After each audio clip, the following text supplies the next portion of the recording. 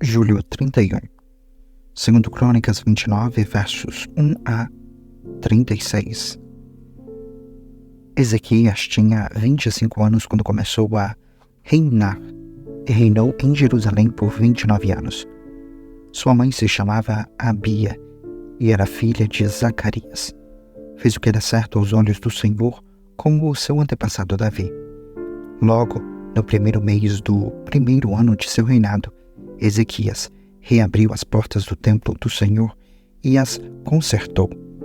Mandou chamar os sacerdotes e os levitas para se encontrarem com ele na praça do lado leste do templo.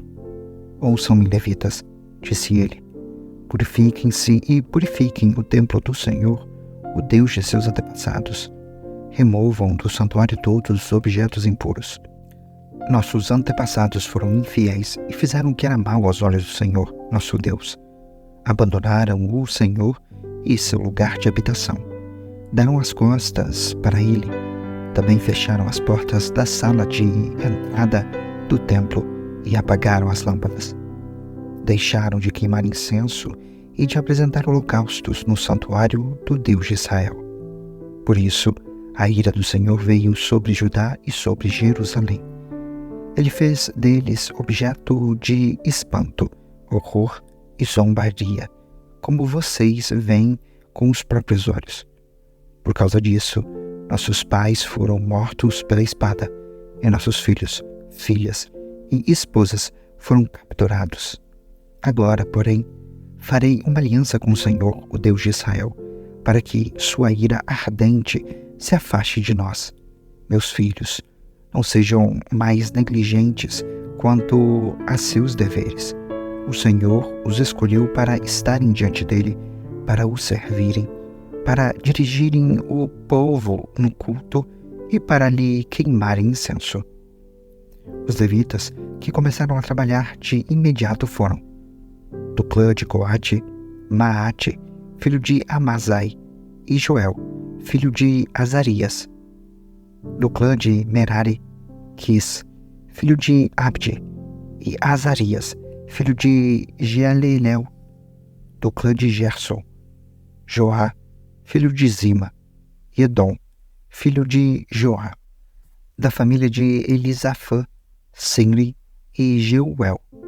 Da família de Asaf, Zacarias e Matanias. Da família de Emã, Jeuel e Simei. Da família de Jedutum, Semaías e Uziel. Esses homens reuniram seus parentes levitas e todos se purificaram. Em seguida, começaram a purificar o templo do Senhor, obedecendo às ordens do rei, de acordo com as instruções do Senhor.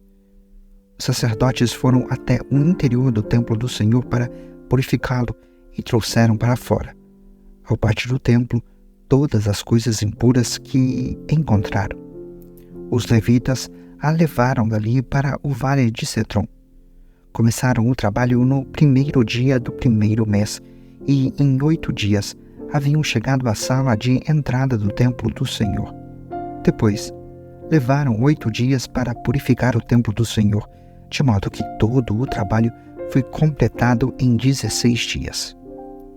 Então, os levitas foram ao rei Ezequias e lhe relataram: Purificamos todo o templo do Senhor, o altar de holocaustos com todos os seus utensílios e a mesa dos pães da presença com todos os seus utensílios.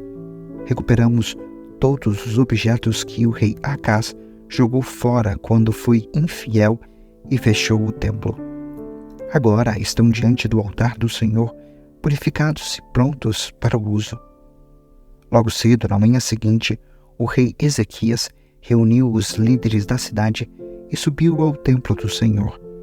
Trouxeram 7 novilhos, 7 carneiros e 7 cordeiros como holocaustos e 7 bodes como oferta pelo pecado em favor do reino, do templo e de Judá.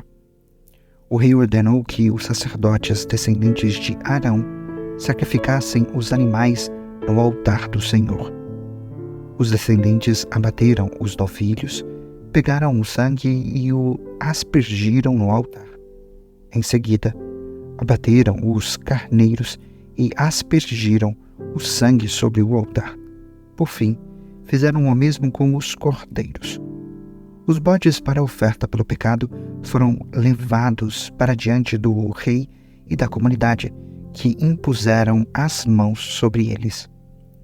Depois disso, os sacerdotes abateram os bodes como oferta pelo pecado e aspergiram o sangue sobre o altar para fazer expiação pelos pecados de todo Israel. O rei havia ordenado que o holocausto e a oferta pelo pecado fossem apresentados em favor de todo Israel. O rei Ezequias colocou os levitas no templo do Senhor com símbolos, harpas e liras. Ele obedeceu a todas as instruções que o Senhor tinha dado ao rei Davi por meio de Gade, o vidente do rei, e por meio do profeta Natã. Os levitas tomaram seus lugares com os instrumentos musicais de Davi, e os sacerdotes tomaram seus lugares com as trombetas. Ezequias ordenou que o holocausto fosse oferecido sobre o altar. Enquanto o sacrifício era oferecido, tiveram início os cânticos de louvor ao Senhor, acompanhados das trombetas e dos outros instrumentos musicais de Davi, rei de Israel. Toda a comunidade adorou ao som dos cânticos dos músicos e do toque das trombetas, até que terminaram todos os holocaustos.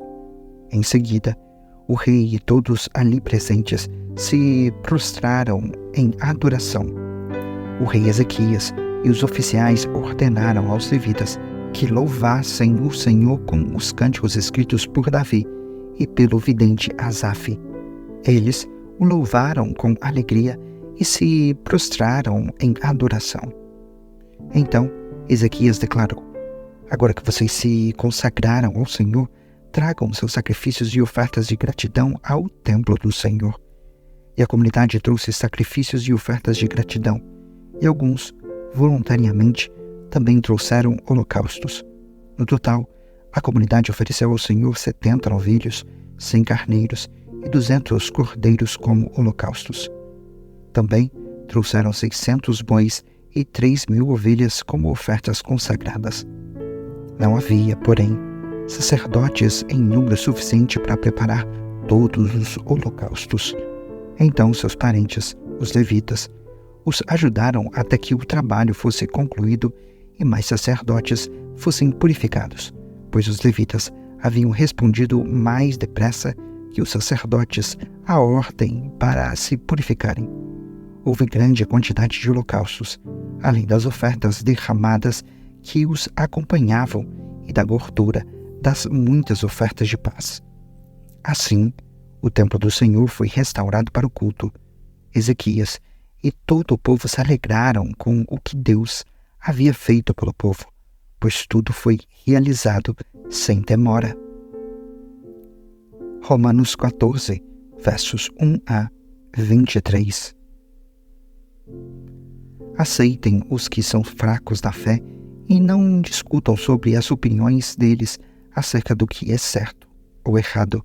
Por exemplo, um irmão crê que não é errado comer qualquer coisa. Outro, porém, que é mais fraco, come somente legumes e verduras. Quem se sente à vontade para comer de tudo não deve desprezar quem não o faz. E quem não come certos alimentos não deve condenar quem o faz, pois Deus os aceitou. Quem são vocês para condenar os servos de outra pessoa? O Senhor deles julgará se estão em pé ou se caíram, e, com a ajuda de Deus, ficarão em pé e receberão a aprovação dele. Da mesma forma, há quem considere um dia mais sagrado que o outro, enquanto outros acreditam que todos os dias são iguais. Cada um deve estar plenamente convicto do que faz. Quem adora a Deus num dia especial o faz para honrá-lo. Quem come qualquer tipo de alimento também o faz para honrar o Senhor, uma vez que dá graças a Deus antes de comer. E quem se recusa a comer certos alimentos deseja, igualmente, agradar o Senhor e por isso dá graças a Deus, pois não vivemos nem morremos para nós mesmos. Se vivemos, é para honrar o Senhor, e se morremos, é para honrar o Senhor. Portanto, quer vivamos, quer morramos, pertencemos ao Senhor. Por isso Cristo morreu e ressuscitou, para ser Senhor tanto dos vivos como dos mortos. Então, por que você julga outro irmão? Por que o despreza? Lembrem-se de que todos nós compareceremos diante do tribunal de Deus, pois as Escrituras dizem: tão certo como eu vivo, diz o Senhor, todo joelho se dobrará para mim, e toda língua declarará lealdade a Deus. Assim, cada um de nós será responsável por sua vida diante de Deus. Portanto, deixemos de julgar uns aos outros. Em vez disso, resolvam viver de modo a nunca fazer um irmão tropeçar e cair. Eu sei, estou convencido com base na autoridade do Senhor Jesus, que nenhum alimento é por si mesmo impuro, mas, se alguém considera errado ingerir determinado alimento para essa pessoa, ele é impuro. E se outro irmão se aflige em razão do que você come ao ingerir esse alimento, você não age com amor. Não deixe que sua comida seja a causa de perdição de alguém por quem Cristo morreu. Desse modo, você não será criticado por fazer algo que, ao seu ver, é bom, pois o reino de Deus não diz respeito a que comemos ou bebemos, mas a uma vida de justiça, paz e alegria no Espírito Santo. Se servirem a Cristo com essa atitude, agradarão a Deus e também receberão a aprovação das pessoas. Portanto, tenhamos como alvo a harmonia e procuremos edificar uns aos outros. Não destruam a obra de Deus por causa da comida. Embora todos os alimentos sejam aceitáveis, é errado comer algo que leve alguém a tropeçar. É melhor deixar de comer carne, ou de beber vinho, ou de fazer qualquer outra coisa que leve um irmão a tropeçar. Você tem direito às suas convicções, mas guarde isso entre você e Deus. Felizes são aqueles que não se sentem culpados por fazer algo que consideram correto. Mas, se você tem dúvidas quanto ao que deve ou não comer, será culpado se comer, pois vai contra suas convicções. Se faz qualquer coisa sem convicção, está pecando. Provérbios 24, versos 1 a 10. Salmo de Davi. A terra e tudo o que nela há são do Senhor, o mundo e todos os seus habitantes lhe pertencem. Pois sobre os mares ele edificou os alicerces da terra, e sobre as profundezas do oceano a estabeleceu. Quem pode subir o monte do Senhor? Quem pode permanecer em seu santo lugar? Somente os que têm as mãos puras e o coração limpo, que não se entregam aos ídolos e não juram em falso. Eles receberão a bênção do Senhor e a justiça do Deus de sua salvação.